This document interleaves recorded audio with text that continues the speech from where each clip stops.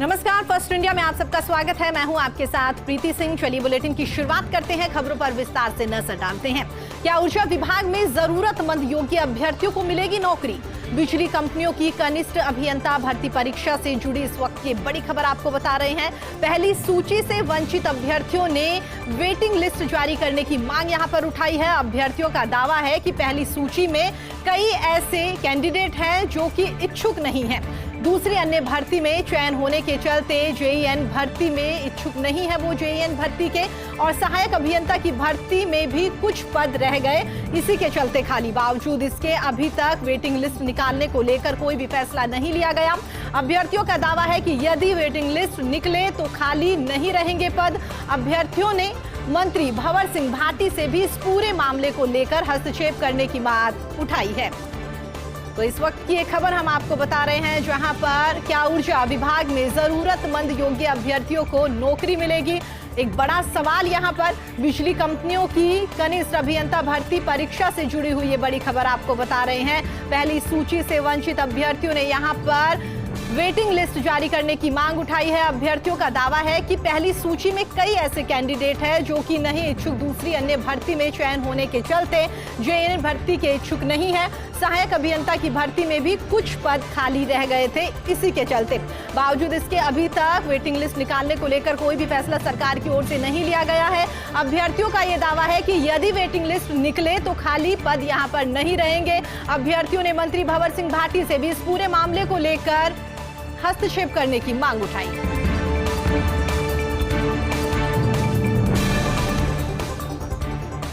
MBBS की पढ़ाई एक बार फिर से महंगी। राजस्थान मेडिकल एजुकेशन सोसाइटी से जुड़ी हुई इस वक्त की बड़ी खबर आपको बता रहे हैं, जहां पर सोसाइटी के अधीन संचालित मेडिकल कॉलेजों के लिए यहां पर आदेश आए हैं। शैक्षणिक सत्र 2021-22 के लिए निर्धारित की गई नए सिरे से फीस, यानी कि एक बार फिर से नए सिरे से फीस यहां पर निर्धारित की गई है। साल 2021 और 22 से शुरू होने वाले पहले दूसरे सेमेस्टर के लिए 31,500 USD और तीसरे से अंतिम सेमेस्टर तक के लिए 7 सेमेस्टर्स के लिए यहां पर 15,750 USD फीस निर्धारित की गई है।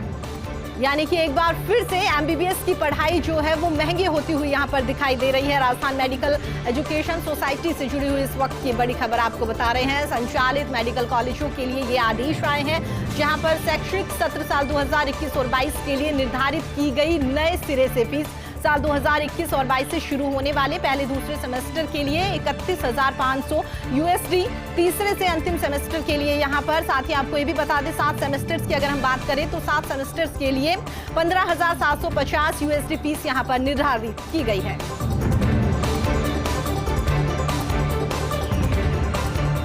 आगे बढ़ते हैं। पंजाब और यूपी चुनाव से पहले गुरमीत राम रहीम को यहाँ एक बड़ी राहत मिली है। डेरा सच्चा सौदा प्रमुख गुरमीत राम रहीम को 21 दिन की फरलो यहां पर दी गई है। हरियाणा सरकार ने 21 दिन की फरलो गुरमीत राम रहीम को दी है। राम रहीम सिरसा डेरे पर पुलिस की कड़ी निगरानी में रहेंगे। साथ ही गुरमीत राम रहीम 21 दिन की फरलो पर गुरुग्राम में रहेंगे। गुरुग्राम के साउथ सिटी में स्थित डेरे पर गुरमीत राम रहीम को लेकर सुरक्षा में 50 से अधिक जवान तैनात कर दिए गए हैं। यही नहीं, पूरे वक्त डेरे के बाहर में क्यूआरटी की टीम भी तैनात रहेगी।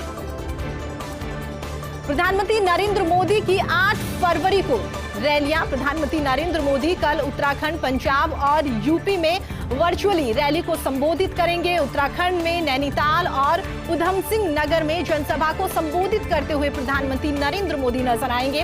दोपहर 2:14 पर विधानसभाओं में यहां पर लगातार रैलियों को संबोधित करेंगे। आपको ये भी बता दें कि इस दौरान प्रधानमंत्री नरेंद्र मोदी 56 स्थानों पर संबोधित करेंगे। पंजाब के फिरोजपुर, लुधियाना में भी जन चौपाल में संवाद करते हुए प्रधानमंत्री नरेंद्र मोदी दिखाई देंगे। दोपहर 3:30 बजे 18 विधानसभाओं में 35 स्थानों पर संवाद करेंगे प्रधानमंत्री नरेंद्र मोदी। इसके साथ ही उत्तर प्रदेश के रामपुर, बदायूं, संभल में भी मतदाताओं के साथ में प्रधानमंत्री नरेंद्र मोदी बातचीत करते हुए दिखाई देंगे। शाम को 5:15 पर 69 स्थानों पर एक साथ प्रधानमंत्री नरेंद्र मोदी संबोधित करेंगे। साथ ही हर विधानसभा में एलईडी स्क्रीन के माध्यम से प्रधानमंत्री नरेंद्र मोदी का संबोधन आम जन तक पहुंचाने की कोशिश यहां पर की जाएगी।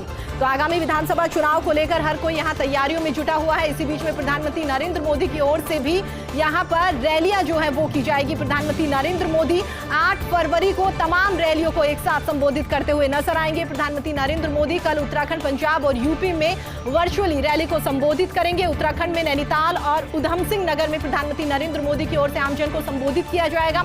और इसके साथ ही 2 बजे यहां पर 14 विधानसभाओं में 56 स्थानों पर एक साथ प्रधानमंत्री नरेंद्र मोदी अपना संबोधन देंगे। इसके साथ ही आपको ये भी बता दें, पंजाब के फिरोजाबाद, लुधियाना में भी प्रधानमंत्री नरेंद्र मोदी की ओर से अपना संबोधन यहां दिया जाएगा। जन चौपाल में यहां पर आमजन से बातचीत करते हुए दिखाई देंगे। और साथ ही दोपहर 3:30 बजे 18 विधानसभाओं में 35 स्थानों पर एक साथ प्रधानमंत्री नरेंद्र मोदी संवाद करते हुए दिखाई देंगे। इसके अलावा पंजाब, उत्तराखंड के बाद अगर उत्तर प्रदेश की हम बात करें तो उत्तर प्रदेश के रामपुर, बदायूं, संभल में प्रधानमंत्री नरेंद्र मोदी आमजन को संबोधित करते हुए नजर आएंगे। मतदाताओं के साथ बातचीत करेंगे और साथ ही शाम को 5 बजे वो 15 विधानसभाओं के 69 स्थानों पर एक साथ आमजन को संबोधित करेंगे। इन सभी जगहों पर हर विधानसभा पर LED स्क्रीन के माध्यम से प्रधानमंत्री नरेंद्र मोदी का संबोधन जो है वो आमजन तक पहुंचाने की कोशिश की जाएगी।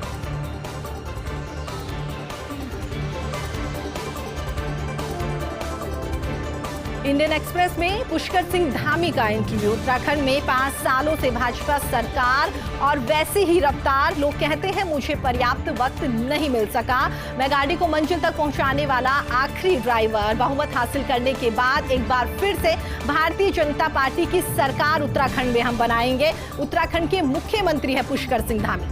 तो आपको बता दें, उत्तराखंड के मुख्यमंत्री पुष्कर सिंह धामी ने इंडियन एक्सप्रेस में अपना इंटरव्यू दिया है और उनके इंटरव्यू के कुछ अंश हम यहां पर आपको बता रहे हैं। उन्होंने कहा है कि उत्तराखंड में 5 सालों से भारतीय जनता पार्टी की सरकार है और वैसी ही रफ्तार यहां पर दिखाई दे रही है। साथ ही उन्होंने ये भी कहा अपने इंटरव्यू में कि लोग कहते हैं मुझे पर्याप्त वक्त यहां पर नहीं मिल पाया है, मैं गाड़ी को मंजिल तक पहुंचाने वाला आखिरी ड्राइवर हूं। बहुमत हासिल करने के बाद एक बार फिर से प्रदेश में भारतीय जनता पार्टी की सरकार हम बनाएंगे। उत्तराखंड के मुख्यमंत्री पुष्कर सिंह धामी की ओर से अपने इंटरव्यू में ये बातें कही।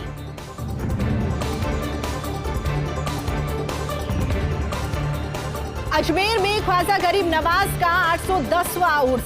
लोकसभा अध्यक्ष ओम बिरला की ओर से अजमेर शरीफ दरगाह में चादर पेश की गई है। ख्वाजा मोइनुद्दीन हसन चिश्ती के उर्स के अवसर पर चादर पेश की गई है।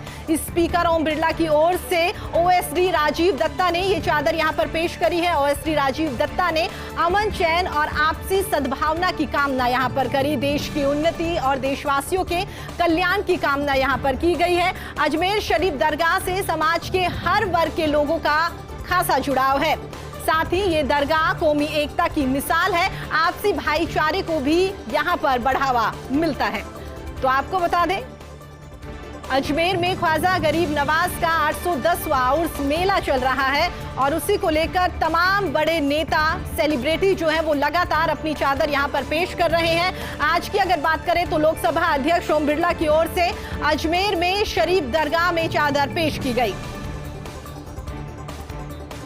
हिंदू में केंद्रीय मंत्री अपना दल नेता अनुप्रिया पटेल का इंटरव्यू सामने आया है। चुनाव से पहले लोग पार्टी क्यों बदलते हैं, मतदाता सब समझते हैं। नेताओं को रहती है अपनी सीट पक्की करने की चिंता। इसके साथ ही चुनाव जीतने का मौका नहीं गंवाना चाहते नेता। इन तमाम कारणों से चुनाव के वक्त में पार्टी नेता बदल लेते हैं।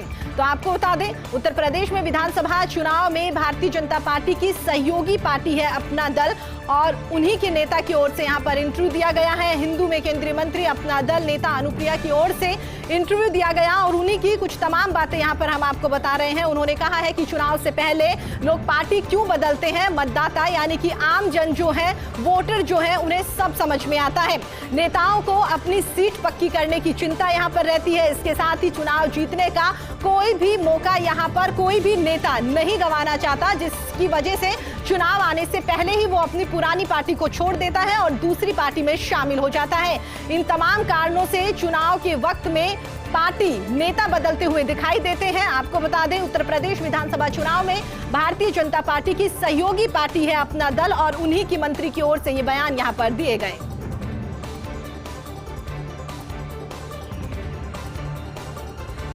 दिल्ली प्रवास पर असम विधानसभा के अध्यक्ष विश्वजीत देमारी ने कहा है कि लोकसभा अध्यक्ष ओम बिरला से उन्होंने मुलाकात करी है। संसद भवन स्थित लोकसभा अध्यक्ष कार्यालय में उन दोनों की मुलाकात यहां पर हुई है। बिरला और देमारी ने सदन के नियम प्रक्रियाओं को लेकर गहनता से चर्चा करी है। सदन के संचालन को सहज बनाने को लेकर यहां पर आपस में बातचीत हुई है।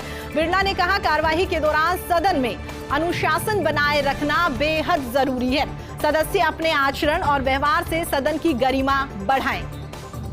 तो आपको बता दें, ओम बिरला से यहां पर मुलाकात उनकी ओर से की गई है। दिल्ली प्रवास पर असम विधानसभा के अध्यक्ष देमारी है और दिल्ली में ही उन्होंने लोकसभा अध्यक्ष ओम बिरला से मुलाकात करी है। ये तस्वीरें वहां से सामने आई है। संसद भवन स्थित लोकसभा अध्यक्ष कार्यालय में दोनों की आपसी मुलाकात हुई है। बिरला और देमारी ने सदन की नियम प्रक्रियाओं को लेकर गहनता से चर्चा करी। सदन के संचालन को सहज बनाने को लेकर आपस में बातचीत यहां पर हुई है। इसके अलावा ओम बिरला की ओर से कहा गया है कि कार्यवाही के दौरान सदन में अनुशासन बनाए रखना बेहद जरूरी है। सदस्य अपने आचरण और व्यवहार से सदन की गरिमा को बढ़ाएं।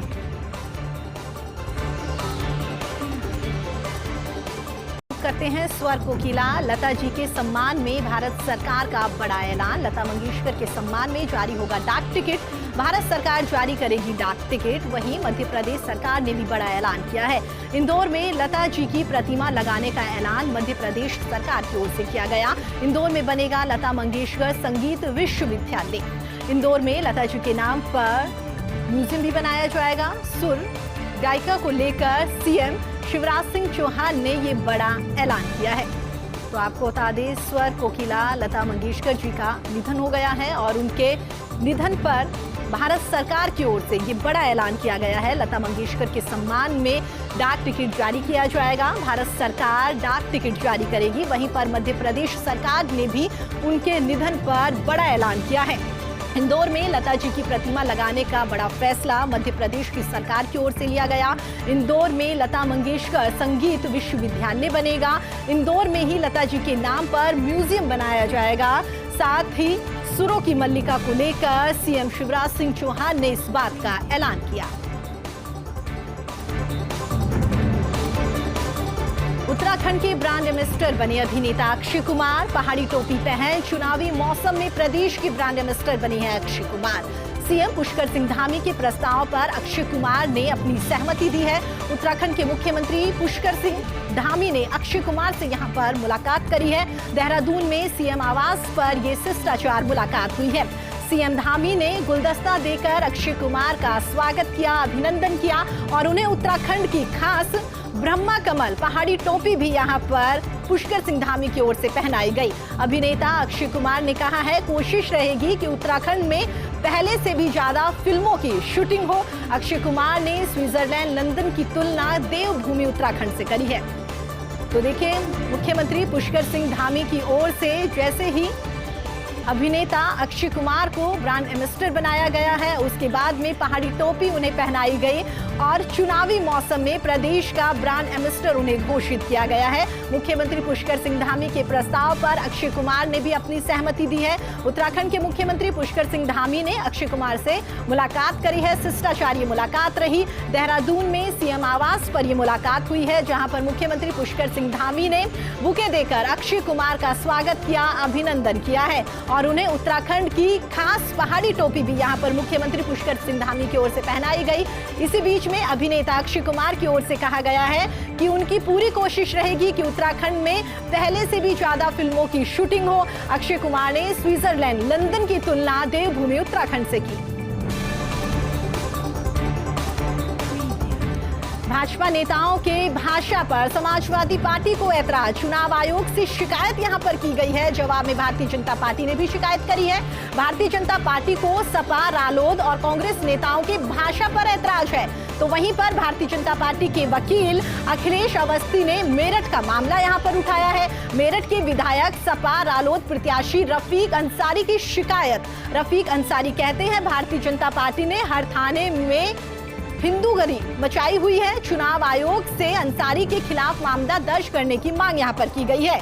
तो जैसे जैसे चुनाव नजदीक आ रहे हैं वैसे वैसे सियासी पारा लगातार बढ़ता हुआ दिखाई दे रहा है और इसी बीच में भारतीय जनता पार्टी के नेताओं के भाषा पर समाजवादी पार्टी की ओर से ऐतराज जताया गया है। और इसी बीच बड़ी दिलचस्प बात यह सामने आ रही है कि चुनाव आयोग से जो शिकायत यहां पर भारतीय जनता पार्टी के नेताओं को लेकर समाजवादी पार्टी की ओर से की गई है, तो इसी के जवाब में समाजवादी पार्टी के खिलाफ भारतीय जनता पार्टी ने भी यहां पर शिकायत दर्ज करवा दी। भारतीय जनता पार्टी को सपा, रालोद और कांग्रेस नेताओं की भाषा पर ऐतराज है। भारतीय जनता पार्टी के वकील अखिलेश अवस्थी ने मेरठ का मामला यहां पर उठाया है। मेरठ के विधायक सपा रालोद प्रत्याशी रफीक अंसारी की शिकायत है। अपनी शिकायत में वो कहते हैं कि भारतीय जनता पार्टी की ओर से हर थाने में हिंदूगर्दी मचाई हुई है। चुनाव आयोग से अंसारी के खिलाफ मामला दर्ज करने की मांग यहां पर की गई है।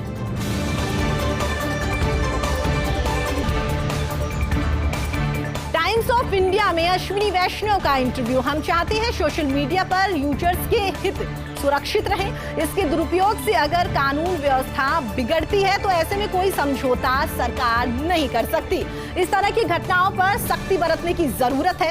केंद्रीय रेलवे, दूरसंचार, इलेक्ट्रॉनिक्स और साथ ही आईटी मंत्री है वैष्णव और उनकी ओर से ही बातें यहां पर की गई है। आपको बता दें टाइम्स ऑफ इंडिया में अश्विनी वैष्णव का एक इंटरव्यू छपा है और इस इंटरव्यू में उन्होंने जो बातें कही हैं उसकी कुछ प्रमुख बातें हम यहां पर आपको बता रहे हैं। अश्विनी वैष्णव की ओर से कहा गया है, हम चाहते हैं सोशल मीडिया पर यूजर्स के हित जो हैं वो पूरी तरह से सेफ रहे, सुरक्षित रहे।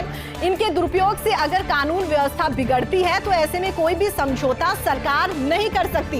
इस तरह की घटनाओं पर सख्ती बरतने की जरूरत है। वैष्णव की ओर से बातें कही गई। साथ ही आपको यह भी बता दें कि केंद्रीय रेलवे, दूरसंचार, इलेक्ट्रॉनिक्स, आईटी मंत्री है वैष्णव और अपने इंटरव्यू में उन्होंने ये बातें कही।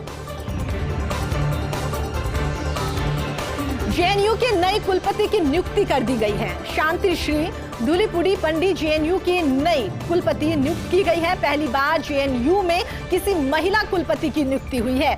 शांति श्री धूलीपुड़ी पंडित की नियुक्ति हुई है 5 साल के लिए। इससे पहले प्रोफेसर एम जगदीश कुमार कुलपति थे। प्रोफेसर जगदीश कुमार को यूजीई का चेयरमैन फिलहाल बना दिया गया है। तो इस वक्त की बड़ी और हम सब के लिए काफी अहम खबर, जेएनयू के नए कुलपति की नियुक्ति यहाँ पर कर दी गई है। शांति श्री धूलीपुड़ी पंडित जेएनयू के नए कुलपति यहाँ पर नियुक्त की गई है। पहली बार ऐसा हुआ है कि जेएनयू में किसी महिला कुलपति की नियुक्ति की गई है। शांति श्री पंडित की नियुक्ति 5 साल के लिए यहाँ पर की गई है और इससे पहले प्रोफेसर एम जगदीश कुमार कुलपति हुआ करते थे। फिलहाल प्रोफेसर जगदीश कुमार को यूजीसी का चेयरमैन बनाया गया है। आगे बढ़ते हैं। Indian Premier League 2022 Ahmedabad team के आधिकारिक नाम का ऐलान। अहमदाबाद फ्रेंचाइजी ने चुना अपनी टीम का नाम। अहमदाबाद की टीम अहमदाबाद टाइटंस के नाम से अब ये टीम जानी जाएगी, लेकिन टीम के नाम का औपचारिक ऐलान अभी तक नहीं हुआ है। इसके लिए हम सबको इंतजार करना पड़ेगा। आईपीएल में अहमदाबाद टीम की कप्तानी करेंगे हार्दिक पांड्या। टीम में राशिद खान, शुभमन गिल भी शामिल होंगे। तो अहमदाबाद टीम को लेकर ये बड़ा अपडेट आपको दे रहे हैं। Indian Premier League 2022 Ahmedabad team के आधिकारिक नाम का ऐलान। अहमदाबाद फ्रेंचाइजी ने अपनी टीम का नाम यहां पर चुना है। अहमदाबाद की टीम जो है उसे अहमदाबाद टाइटंस के नाम से जाना जाएगा, लेकिन टीम के इस नाम का औपचारिक ऐलान अभी तक नहीं हुआ है। आधिकारिक तौर पर इस नाम का ऐलान नहीं किया गया है, उसका हर किसी को इंतजार है। तो आपको बता दें आईपीएल में अहमदाबाद टीम की कप्तानी करेंगे हार्दिक पांड्या। टीम में राशिद खान, शुभमन गिल भी शामिल होंगे। चलिए फिलहाल इस बुलेटिन में इतना ही। देश और दुनिया की तमाम खबरों के लिए आप देखते रहिए फर्स्ट इंडिया। नमस्कार।